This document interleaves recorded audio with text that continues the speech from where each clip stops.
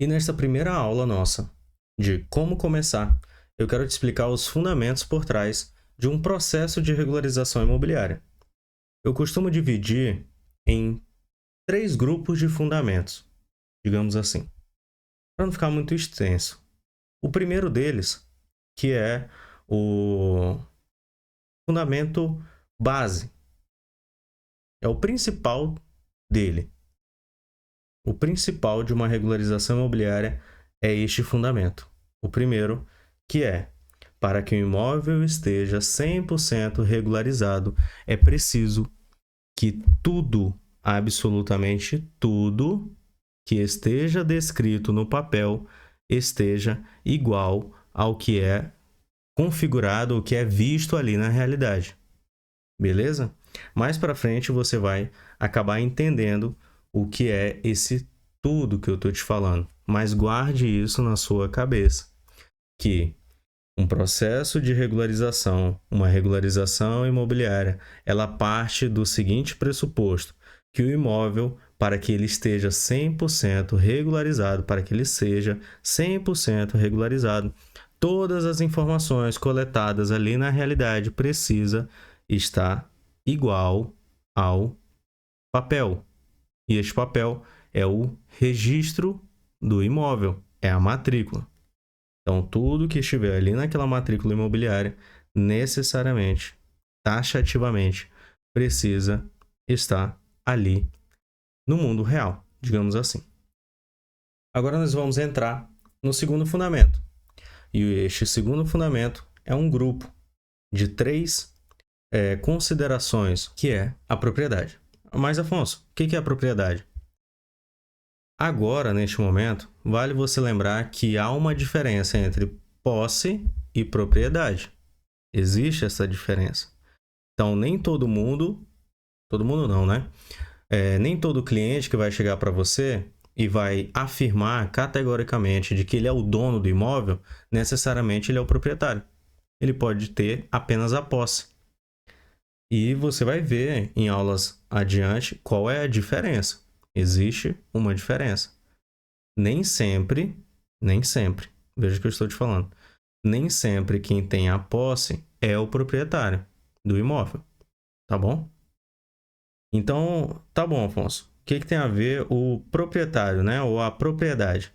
É necessário o registro do imóvel para que, de fato, configure quem é o proprietário. Então, lembra que eu falei todas as informações? Pronto, você já pode anotar aí a primeira informação. Então, esta primeira informação é o proprietário. Se no papel está escrito que o proprietário é o seu João e quem está falando com você é o seu Roberto, por exemplo. Então, o que está acontecendo? Divergência de informações.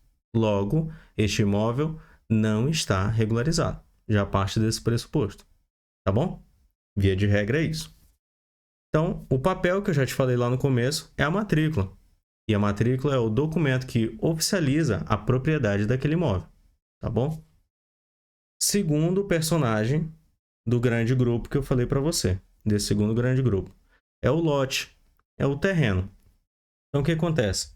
As informações de lote do terreno, como sendo as dimensões, né, suas medidas ali, o histórico deste lote, se ele foi desmembrado, se ele foi remembrado, se ele foi fundido, se ele ainda é pertencente a uma matrícula maior, tudo isso vai estar escrito lá. Suas delimitações, seus confrontantes, tá bom?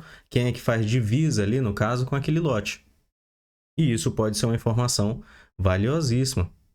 Possa ser que num caso onde pareça que tudo perfeitamente ali está descrito igual no papel ao que está na realidade, mas quando você vai observar a matrícula do imóvel, uma única dimensão do lote está errada. Isso configura uma irregularidade. O que mais que a gente pode observar sobre essa questão de lote e de terreno? São quanto aos débitos tributários, principalmente o IPTU. Por que, Afonso, IPTU? Que é válido eu ter isso já como um fundamento. Porque se aquele imóvel tem débitos, e esses débitos não forem negociados, muito dificilmente você vai conseguir fazer o processo de regularização deste imóvel.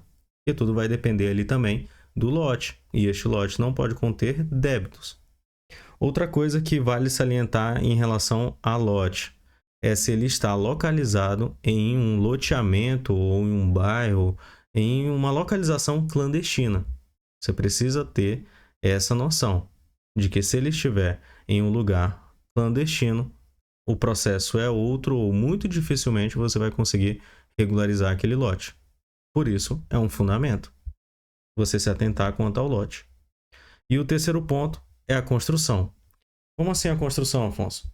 Você precisa ter em mente a construção como sendo um dos fundamentos do processo de regularização imobiliária. Então, o que envolve a construção? Por exemplo, a sua tipologia. Se ele é residencial, unifamiliar ou multifamiliar. Se ele é uma edificação comercial ou se ele é misto. Isso está relacionado à tipologia da edificação. Outra coisa é quanto ao seu status. Se é uma construção do zero, ou se ele está em construção, se ele já foi construído. Depois você vai ter que analisar se ele possui projeto já aprovado, se ele tem um alvará, se ele possui um habite ou não. E a outra consideração que eu faço em relação à edificação, à construção, é se ele está irregular em total ou parcial. Lembra que eu te falei lá no começo que o fundamento base, o principal, a pedra mãe ali, a chave, né, de todo o processo de regularização imobiliária é que todas as informações contidas na matrícula, no papel, precisam estar 100% iguais ao que consta ali na realidade. Então, muitas das vezes, tem até ali na matrícula tudo descrito bonitinho do imóvel, porém, quando você vai lá na realidade, fizeram um puxadinho. E aquela parte construída não está averbada na matrícula. Logo, aquele imóvel está irregular. Por mais que o nome do proprietário seja o mesmo, as dimensões do lote sejam as mesmas, conste lá que não tem nenhum débito tributário, mas aquele puxadinho faz com que aquela obra, aquela edificação esteja irregular. Então, beleza. Resumindo até aqui, é que dos 3 pontos que eu te falei, dos 3 grupos, o primeiro é papel versus a realidade. Para que o imóvel esteja 100% regularizado, é preciso que tudo que seja descrito no papel esteja condizente com a realidade. O segundo grande grupo, ele é subdividido em 3 partes, onde eu tenho um olhar crítico sobre a propriedade, quem detém a propriedade daquele imóvel, considerações feitas em relação ao lote ou terreno, e quanto às considerações feitas à construção. O último fundamento que você precisa ter em mente é que,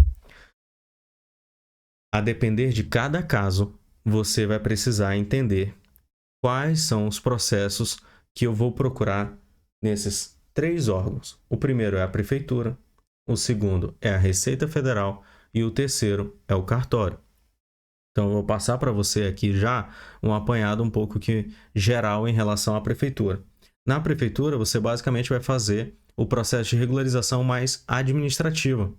Então, retificação de área, aprovação de projeto, emissão do habite, se ainda tiver em construção, por exemplo, você pode dar entrada no alvará. Então, esses processos vão ser feitos ali na prefeitura, dentre outros. Vai ter uma aula exclusiva sobre cada um desses órgãos, mas você precisa ter em mente, quando a gente fala de fundamentos, que aquilo eu preciso da prefeitura, naquilo eu posso recorrer à Receita Federal, aquilo outro eu vou direto no cartório. Qual cartório, né? Então, vamos lá. Na Receita Federal, basicamente, você vai trabalhar com a certidão negativa de débitos, né? Ou o Cadastro Nacional de Obras também. Você vai entender cada caso. Vale salientar que em alguns cartórios, para você fazer a averbação da construção na matrícula, não é obrigatório a apresentação da CND, que é a certidão negativa de débitos. Porém, hoje em dia é muito comum a venda de imóveis e a aquisição de imóveis por meio do financiamento imobiliário. E é prática dos bancos que concedem esse financiamento imobiliário apresentar a CND. Então, eles acabam pedindo que seja apresentado essa CND. Então, já fique atento quanto a isso, também vale um ponto aí de importância. Agora, quando a gente fala de cartórios, o que eu tenho de consideração para fazer para você é que você entenda quais são os processos ou quais cartórios eu tenho que recorrer. Aqui eu separei 3 para você.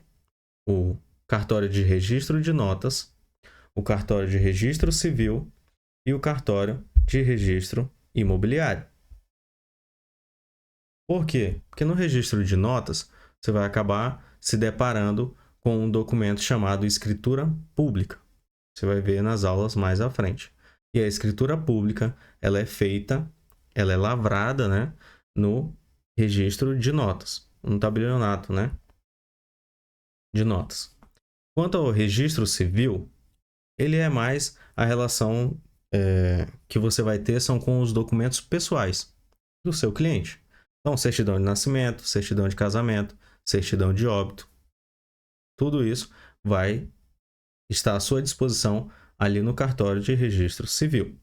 No cartório de registro imobiliário, você vai ter acesso à certidão de inteiro teor, que é o RG do imóvel, que ali vai constar a matrícula daquele imóvel, todo o cadastro e arquivamento, todo o histórico do imóvel.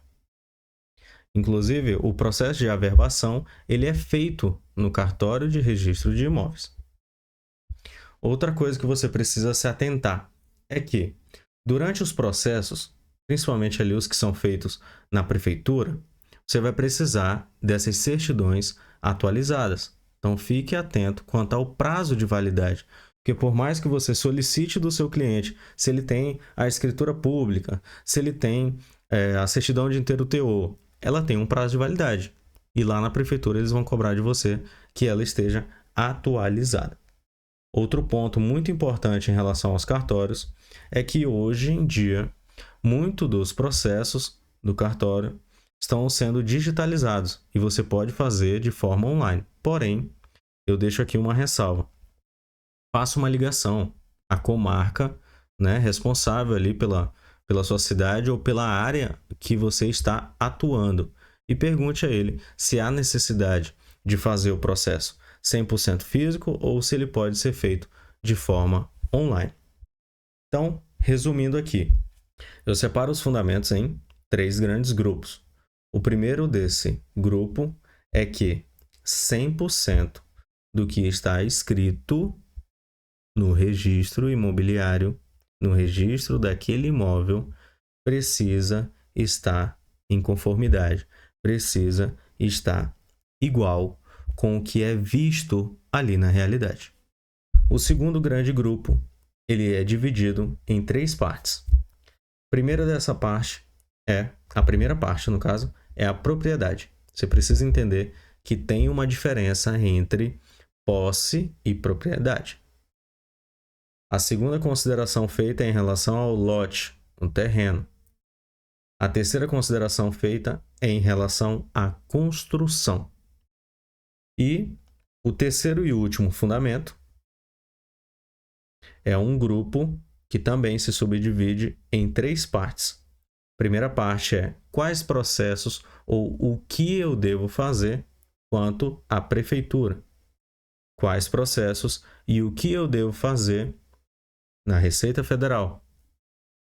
E por último, quais processos ou o que eu vou fazer, o que eu devo fazer nos cartórios e quais desses cartórios. O exemplo que eu dei aqui foi o cartório de notas, o cartório de registro civil e o cartório de registro imobiliário.